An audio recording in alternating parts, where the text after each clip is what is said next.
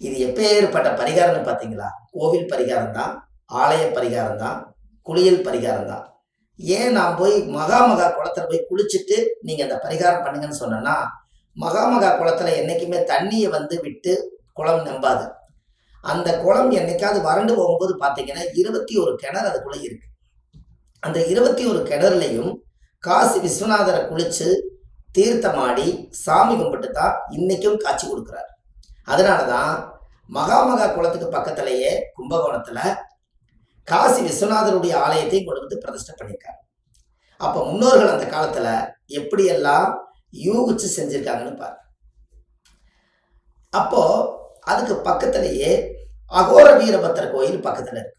அப்போ கண்டிப்பா இது எல்லாம் நீங்க இந்த கோவில்ல போய் இந்த கன்னி பெண்ணுடைய சாபம் மனசார எனக்கு நிவர்த்தி ஆகும்னு சொல்லி எல்லாம் முறையாக நீங்கள் சாமி கும்பிட்டு அந்த கோவிலில் 1 மணி நேரம் உட்கார்ந்து எல்லா பிரகார தெய்வங்களையும் நீங்கள் கும்பிட்டு வாங்க. உங்கள் குடும்பத்துக்குள்ள அந்த கன்னி பெண்ணோட சாபம் அன்னையோட கன்னியா தோசை நிவர்த்தி ஆயிடும். அதுக்கப்புறம் தெரிஞ்சு நீங்கள் எந்த ஒரு கன்னி பெண்ணுடைய சாபத்தையும் இனிமேல் நீங்கள் வாங்கக்கூடாது. அதுக்கு ஒரு எண்ணத்தை நீங்கள் போட்டு வைக்கக்கூடாது. ஒருத்தரை ஏமாற்றி நம்ம வழிக்கு நம்ம கொண்டு வரக்கூடாது. ஏன் அப்படின்னா, இதுவரைக்கும் முன்னோர்கள் செஞ்ச பாவமும் நாம தெரியாம செய்த பாவமும் எல்லாத்துக்கும் ஒரு பரிகாரத்தை நீங்க எடுத்து போய் செய்துட்டீங்கன்னா, அதுக்கப்புறம் அது கம்ப்ளீட்டா அந்த பரிகாரத்தால எல்லாம் நிவர்த்தி ஆயிடும். அதுக்கப்புறம் மறுபடியும் அதே விஷயத்தை போய் செய்தால் அந்த கர்மாவுக்கு 7 ஜென்மம் எடுத்தாலும் அந்த கன்னி பெண்ணோட சாபம் தீராது. தெரிஞ்சு தெரியாம செய்த தவறுகளுக்கெல்லாம் முன்னோர்கள் அந்த காலத்துல இப்படி ஒரு கோவிலை கட்டி வச்சிருக்காங்க. அந்த கோவிலுக்குள்ள சப்த கன்னிமார்கள் இருக்கிறாங்க. அந்த 7 கன்னியுமே கன்னி பெண்ணுடைய சாபத்துக்கு 7 கன்னியும் போய் பார்க்கும்போது மன்னிக்கப்படுது. அதுக்கப்புறம் நீங்க அந்த பாவத்தை மனசார நீங்க செய்யவே கூடாது.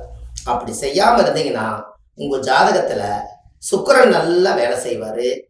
கன்னி ராசியில எந்த கிரகம் தோஷம் அடைஞ்சிருந்தாலும் அந்த கன்னி பெண்ணோட சாப நிமோச்சனம் ஆகும்போது அந்த இடத்துல இருக்கிற தோஷங்கள் எல்லாம் நிவர்த்தி ஆகும். உங்க ராசி கட்டத்துல 12 கட்டத்துல 9 கிரகங்களும் உங்களுக்கு உறுதுணையா வாழும். இப்படியெல்லாம் நீங்க கண்டிப்பா செய்துட்டு வாங்க. இப்படி எளிமையான பரிகாரங்கள் நிறைய கொடுத்துருக்கேன். சுப மாரிமுத்துன்னு யூடியூப்ல போடுங்க, உங்களுக்கு நிறைய வரும். அதே போல நம்ம ஆன்லைன்லயே நம்ம ஜாதகம் பார்க்குறோம். Date of birth, time, place, உங்க பேர் கொடுத்தா போதும். ஜாதகத்தை கணிச்சு உங்களுக்கு போன்லயே பலன் சொல்றோம். ரொம்ப தவிர்க்க முடியாதவங்க இப்படி தகவல் மூலியமா நீங்க தெரிஞ்சுக்கலாம் என்று சொல்லி உங்களுக்கு அடுத்த பதிவில் உங்களோடு வெற்றியோடு நான் சந்திக்கிறேன். உங்கள் சுப மாரிமுத்து. நன்றி, வணக்கம்.